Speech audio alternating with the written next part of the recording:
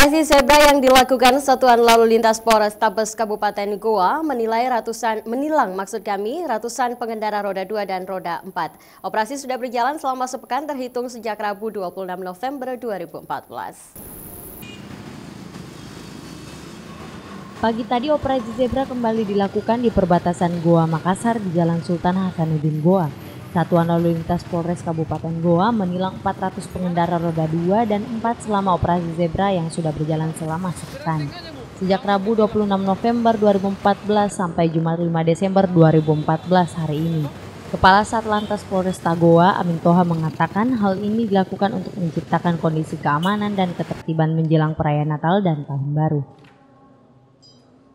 Perlu kami sampaikan bahwa untuk Operasi Zebra 2014 itu dimulai tanggal 26 November sampai tanggal 9 Desember 2014. Tentunya operasi ini mempunyai tujuan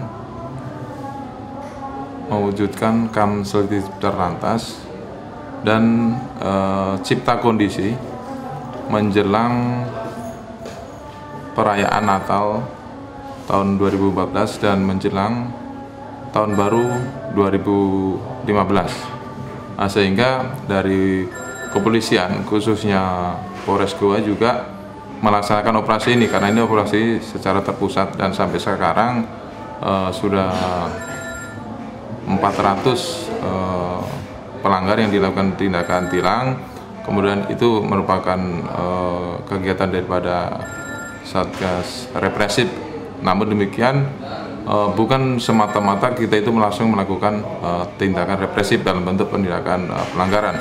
Namun ada beberapa subsatgas yang sifatnya untuk preventif. Kemudian penjagaan, pengaturan dan pengawalan itu penggelaran personil di lapangan juga kita lakukan. Kemudian penyuluhan di sini semua instansi, kemudian sekolah, dan tentunya juga himbauan tentang mengajak masyarakat untuk tertib berlalu lintas.